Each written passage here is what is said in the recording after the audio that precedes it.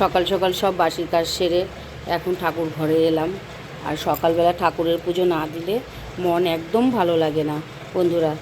তাই এর জন্যই সকাল সকাল দেখো আমি লাড্ডু গোপালকে পুজো দিয়ে তারপরে আমি সব কাজ করব। তো সকালবেলা উঠে যদি আমি পুজো না করি তাহলে আমার মন শান্তি হবে না, মন কোনো দিন শান্তি হয় না। এর জন্য আমি দেখো কত সুন্দর করে আমি সাজিয়ে দিয়েছি, কত সুন্দর লাগছে দেখো লাড্ডু বাবাকে, এই সোনা বাবাকে। তোমরা সবাই জানো যে আমরা বাঙালি, তা আমাদেরকে সনাতন ধর্ম মেনে চলতে হয়।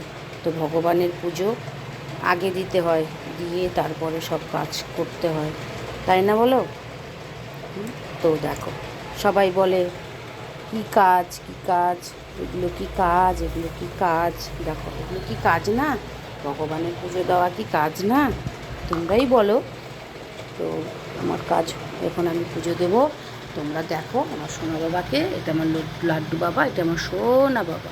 তোমরা দেখতে থাকো কত সুন্দর করে আমি সাজিয়েছি দেখো।